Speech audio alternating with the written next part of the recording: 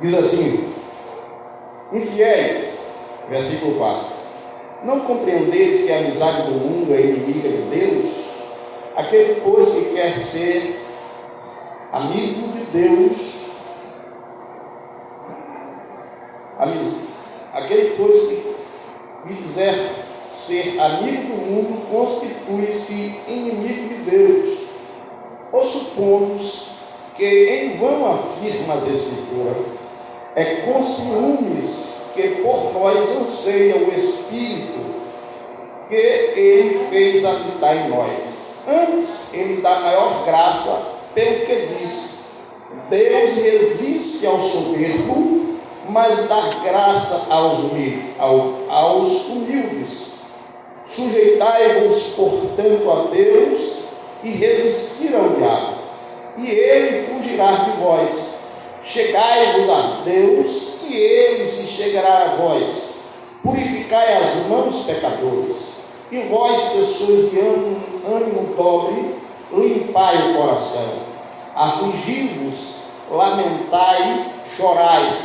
A vossa convertei o vosso riso em pranto e a vossa alegria em tristeza.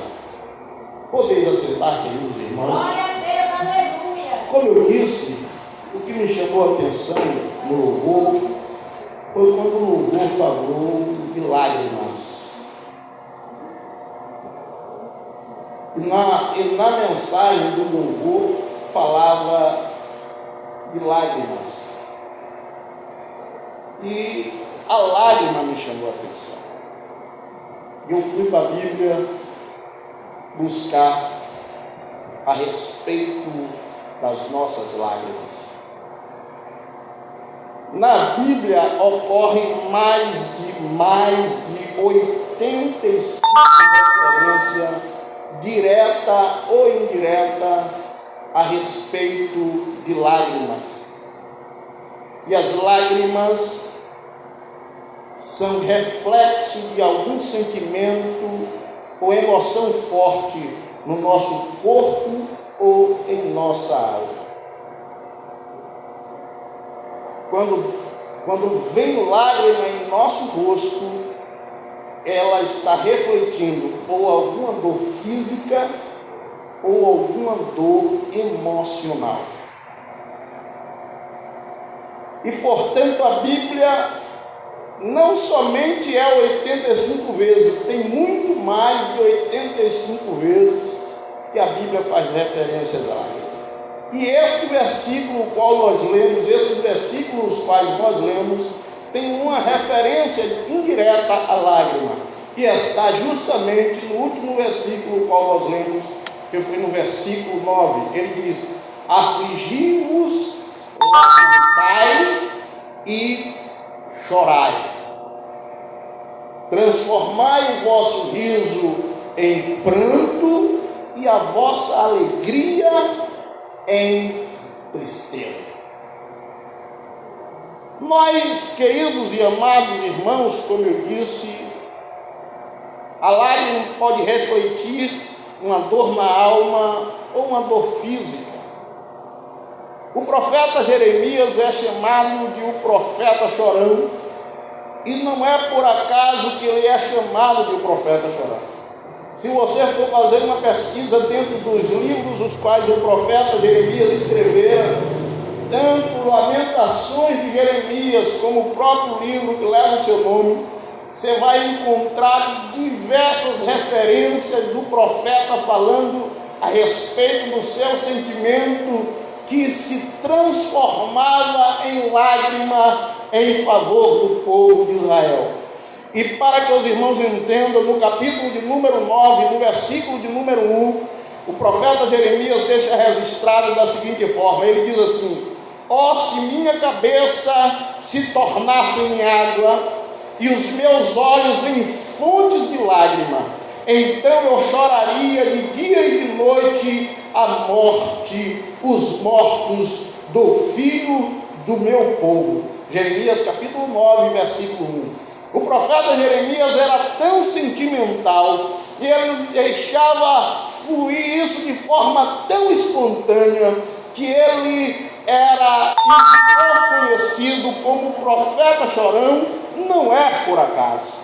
O sentimento que ele nutria pelo povo de Israel e como ele deixava isso se transformar em lágrima, era algo fenomenal. E por que acontecia isso na vida do profeta Jeremias? Era porque encaixa-se de forma fiel isso que o apóstolo Tiago escreve no capítulo de número 4, a partir do versículo que nós lemos até o versículo final. Ele diz: senti as vossas misérias. Quando nós, queridos irmãos, passamos a sentir as nossas misérias, e como o pastor, ao acabar de louvar o primeiro hino, ele diz: nós precisamos entender que nós somos inteiramente necessitados. Nenhum de nós que estávamos aqui ou que estamos aqui, nós éramos bons. E quando lembramos o que nós éramos, isso nos faz chorar. Eu, particularmente, quando lembro o que eu era e o que Deus fez na minha vida e o que Ele ainda pode fazer, eu entendo que Ele ouviu a minha oração. Aleluia, glória a Deus. E eu já falei uma vez e torno a falar porque não me canso, no princípio do meu retorno aos pés de Jesus. Passando por muitas lutas, aprendi, irmãos, isso para a glória do nome de Jesus, aprendi a chorar.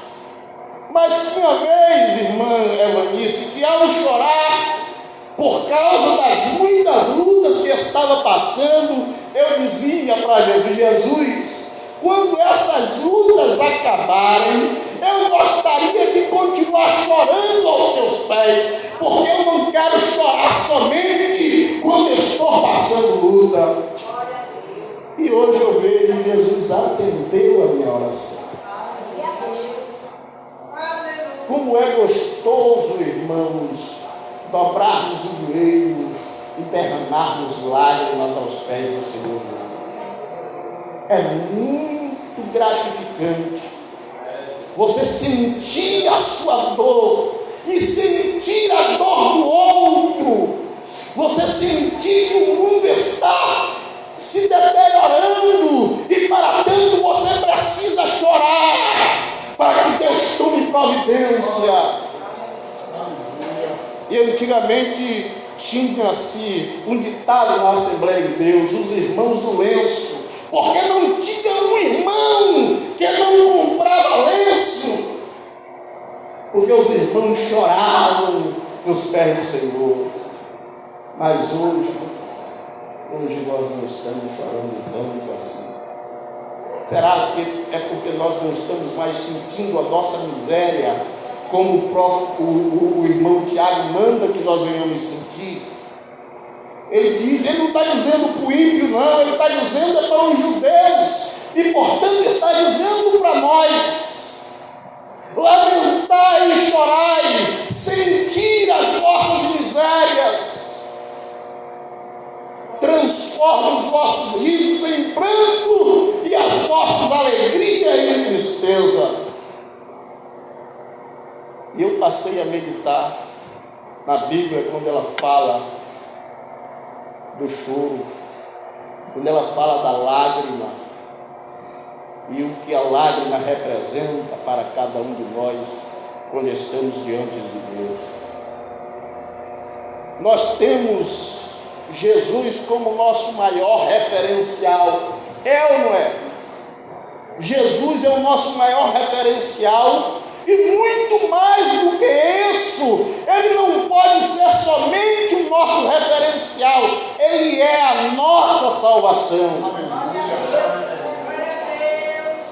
Mas como referencial, Ele ensinou aos discípulos: como eu faço, vocês também devem fazer. porque o discípulo não pode ser maior do que o seu Senhor, no mínimo igual ao seu Senhor. E o nosso Jesus, ele chorou. Ele chorou. E aí, no capítulo 11 do Evangelho de São João, os irmãos bem conhecem essa passagem, a passagem mais célebre, e chamam e dizem que é o menor versículo da Bíblia. Mas antes de todos já conhecem esse versículo, que versículo é? Jesus chorou. Mas antes disso, no versículo 11, e no capítulo de número 33, lá está escrito assim, ó: Jesus, pois, quando viu chorar, e qual era a situação? Estava uma família desesperada, e esta família era de alguém que era íntimo de Jesus. Jesus chamava eles de amigos. Lázaro, meu amigo, está doente, e eu irei visitá-lo, disse Jesus, quando lhe trouxeram um recado. Eu irei visitá-lo. Mas se demorou ainda 4 dias antes de chegar na aldeia de Betânia. E quando Jesus chegou lá, Lázaro já tinha morrido. E ele disse para os discípulos, e os discípulos disseram: mestre, ele já morreu. Se já morreu, não tem mais jeito. Jesus disse: ele não morreu, ele dorme. E os discípulos não entenderam e disseram: se ele dorme, então tem jeito. Jesus disse: não, eu estou falando por figura, ele já morreu mesmo. Ele já morreu, mas com Jesus a emoção dele é tão grande que não há impossível. E na situação mais difícil, onde houver lágrima, há uma solução. As irmãs de Lázaro choravam por Lázaro. As irmãs de Lázaro derramavam lágrima por Lázaro. Mas precisava da lágrima salvadora de Jesus para ver o resultado. E é por isso, queridos e amados irmãos, que nós precisamos retornar ao saudosismo, como já começou o nosso presbítero Joséino a falar. Nós precisamos retornar ao choro com Joséino. Nós precisamos retornar à prática de trazer o lenço para a igreja, para dizer: Jesus, aqui é o símbolo do que eu quero retornar a chorar aos teus pés. Aleluia! Eu quero derramar as minhas lágrimas aos teus pés. Aleluia. E Jesus chegou lá, e aí diz no versículo de número 33: Jesus, pois, quando viu chorar, e também chorando os judeus, e como ele vinha, moveu-se muito em espírito e perturbou-se. Versículo 33. O clima era tão intenso, o chororô era tão grande. Existia naquela época uns pessoal chamado de carpideiros. Acho que pelos interiores ainda tem esse chamado de carpideiro. Para pessoas que recebiam para chorar. E os judeus também tinham as carpideiras, que ia para esses eventos tristes somente para chorar. Mas nesse choro que Jesus viu, ele viu que tinha sentimento, e esse sentimento comoveu a Jesus, e ele perturbou-se em espírito profundamente, comoveu-se com a situação, vendo a lágrima daqueles. E o que é que acontece no 35? O menor versículo da Bíblia: Jesus chorou. E não é esta a primeira vez que Jesus chora. Jesus não chorou somente uma vez na Bíblia. O escritor aos Hebreus, ele faz questão de mostrar que Jesus não chorou uma vez somente na Bíblia, e também ele faz questão de frisar que nós devemos também chorar.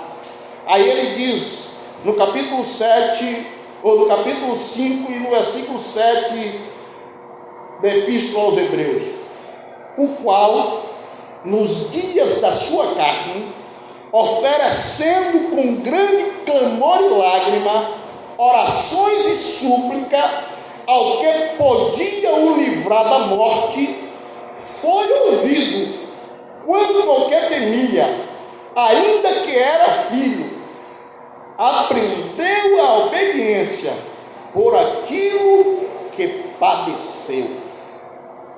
O escritor aos Hebreus está falando da angústia da morte que Jesus haveria de enfrentar. E pela essa angústia da morte, Jesus derramou lágrima. Quando nós lemos a descrição dos evangelhos de Lucas, Mateus e João, diz que foi gotas de sangue que ele suou. E o suor também representa lágrimas, porque estava ambos juntos. Mas na sua maior angústia, ele derramou lágrimas diante do Pai, e o Pai lhe ouviu. Deus ouviu a Jesus na maior angústia dele, e Deus podia atendê-lo, mas o escritor aos Hebreus vai dizer que ele preferiu obedecer o que lhe foi ordenado, e o que era ordenado: morra por estes pecadores. Você tem que morrer. E Jesus lhe disse: eis-me aqui, morrerei.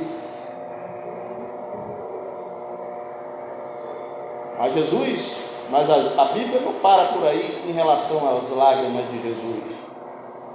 Jesus ainda chora por Jerusalém.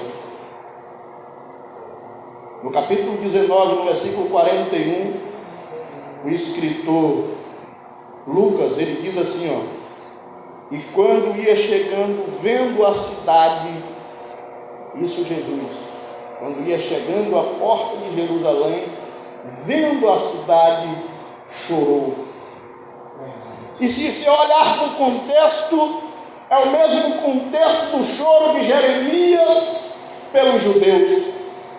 Jesus olha para a cidade de Jerusalém, chora por ela, e Jesus diz: se vocês reconhecessem o dia da sua visitação. Jesus estava chegando, o rei dos judeus, mas eles não o reconheceram. E o que foi que fizeram? Mataram, o crucificaram. E Jesus chorou justamente, queridos irmãos, porque sabia que aquela cidade haveria de se ajuntar para matá-lo.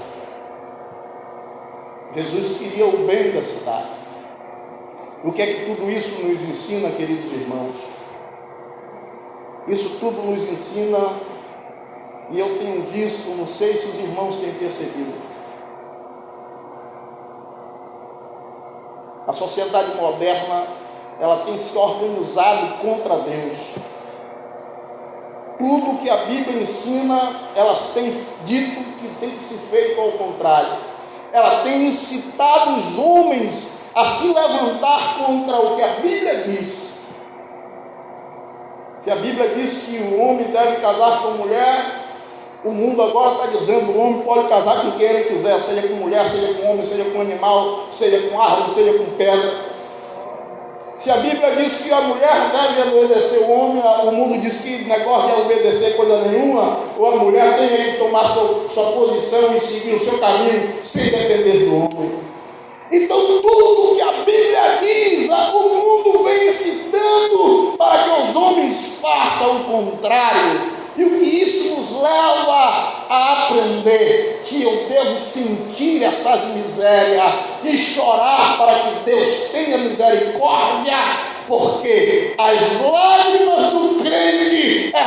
sendo colhida, e o cálice que Deus tem que transbordar.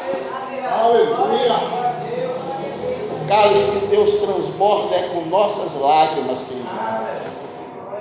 Isso é escrito no livro de Apocalipse. As nossas lágrimas que faz transbordar o cálice de Deus, e Ele toma providência. Mas também, queridos irmãos, há um choro, o choro de remorso.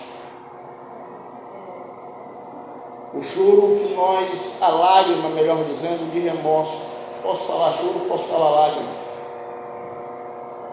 Que nós derramamos às vezes porque erramos e percebemos que não dá mais para consertar o erro que cometemos.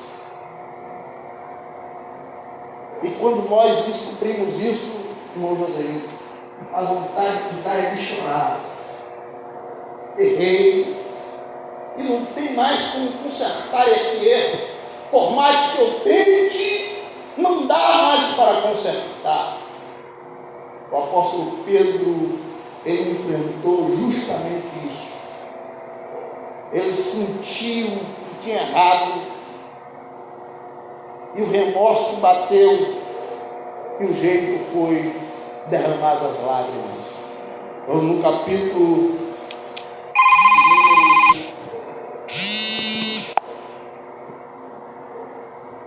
capítulo de número 22, no versículo de número 61 e 62, no ato da prisão e crucificação de Cristo, estavam todos os discípulos juntos. Todos os discípulos foram dispersos. Aí ficou Pedro e João. João, como tinha amizade com as autoridades, foi convidado para dentro. Pedro, como tinha amizade com João chamou ele para dentro. E lá Pedro se assentou, irmão Ramon, na roda dos escarnecedores. Não era para sentar ali, na roda dos escarnecedores. Ele estava sentado, de repente alguém diz: você é um deles. E Pedro toma aquele susto, movido pelo medo. Ele diz: não sou. Mas de repente aparece uma outra pessoa e faz a mesma afirmação, e isso irritou Pedro, irritou muito, a ponto de a Bíblia dizer que ele começou a praguejar, ou seja, xingar. Não sou. E aí manifesta-se a terceira pessoa e diz: não, você é um deles. E Pedro prosseguiu em negar. Em negar a quem?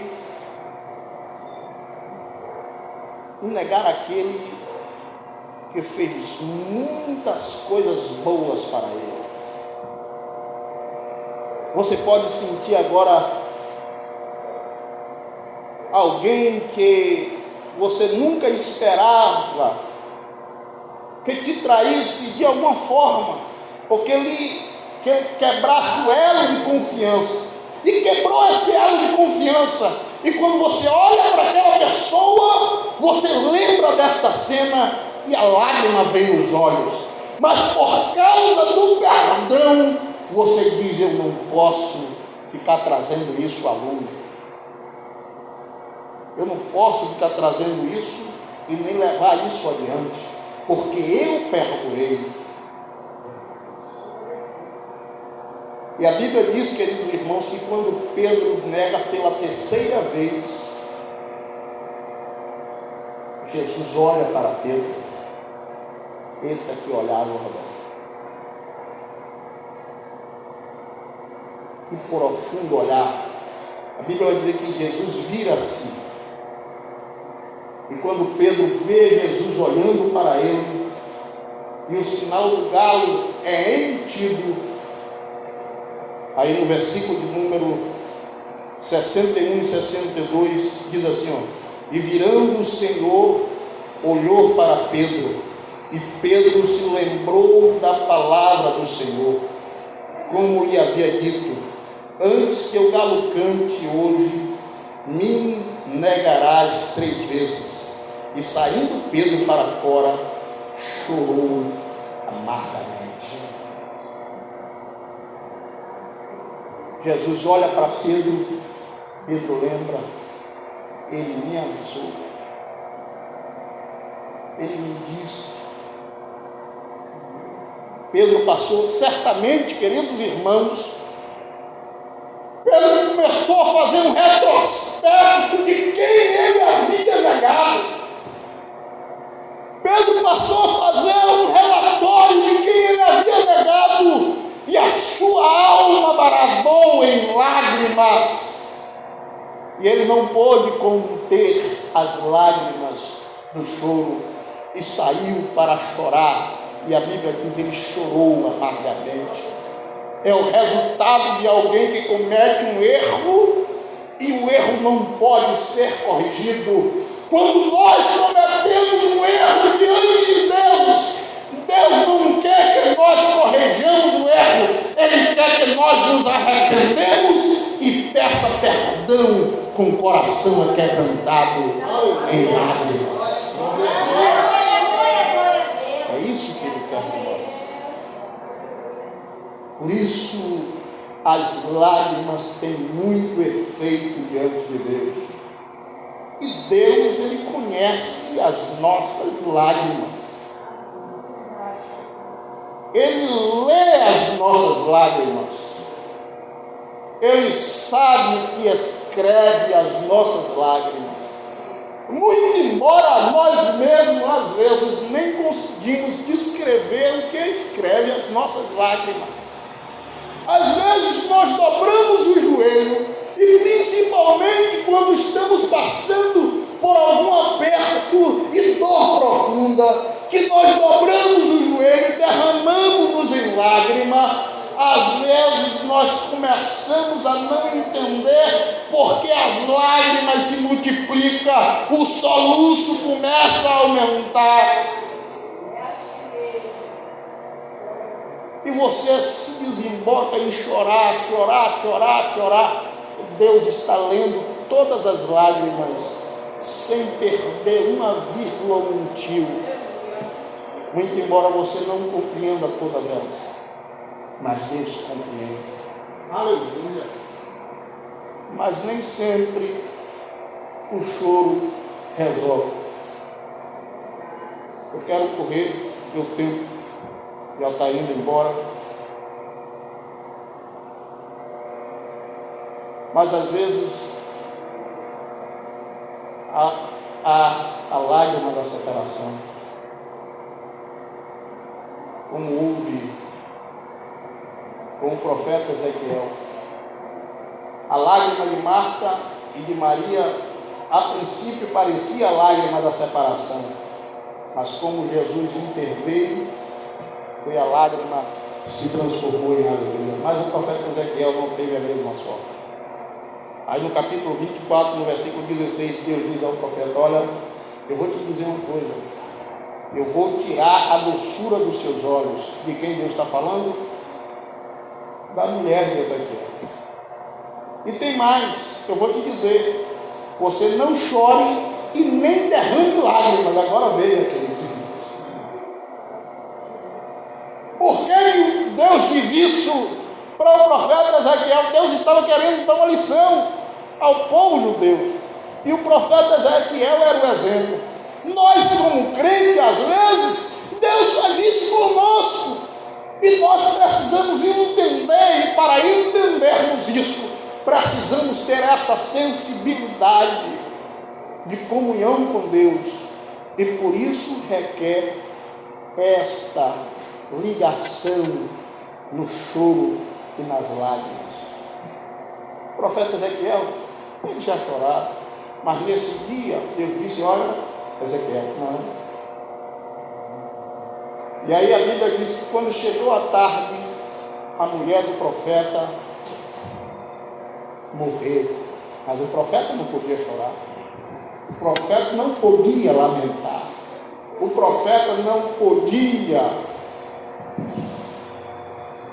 derramar as lágrimas. É a dor da separação comendo calado. As lágrimas, queridos irmãos, também servem como argumento para aumentar a intensidade do pedido ou de uma gratidão. Do nosso pedido ou da nossa gratidão. Aí você pode lembrar da irmã Ana. A situação de Ana é uma situação intensa. A sua rival, a Bíblia diz que tinha filhos. Como era bom naquela época para as mulheres ter filho. Mas Ana não podia ter filho. E quem foi que fez isso com Ana? Quem dá e quem tira filho. Quem abre a madre e quem fecha a madre. Muito embora nós não acreditemos hoje em dia que isso acontece, eu digo sempre a Sandra, ela diz, eu não quero ter filho. Eu digo, não adianta, você pode não querer ter filho e eu querer, e Deus não querer, não vem filho. Você pode tomar quantos anticoncepcionais quiser, fazer quantas ligaduras quiserem. Se Deus disser, eu abro a madre, já foi. Já foi, não adianta. Não adianta. Não adianta. E Ana foi chorar no pé do marido. O marido disse, minha filha, eu não sou Deus não. Quem dá filho é Deus. Quem toma filho é Deus. Aí Ana disse, tá certo. Quando eles desceram para o sacrifício, aí a Bíblia vai dizer, no versículo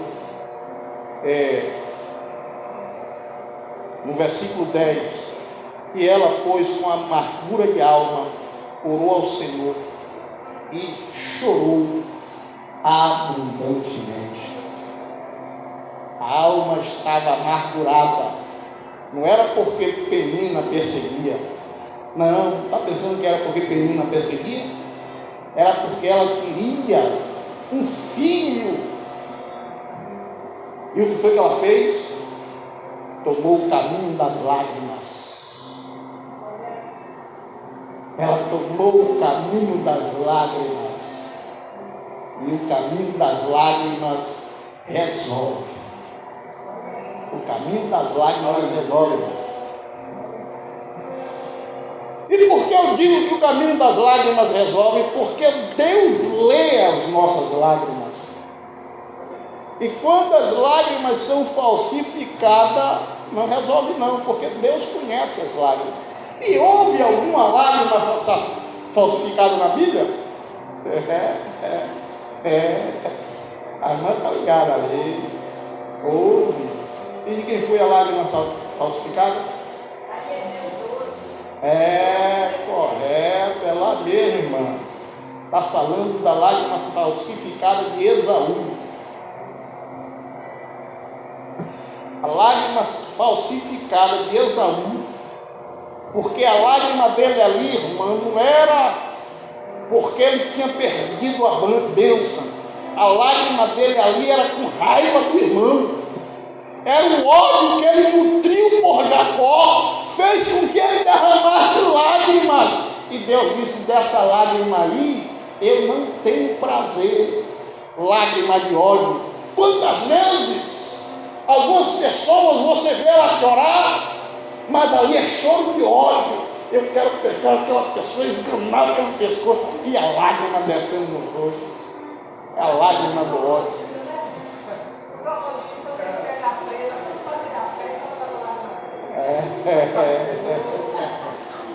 E essa era a lágrima de Esaú. Aí a Bíblia diz assim, em Hebreus,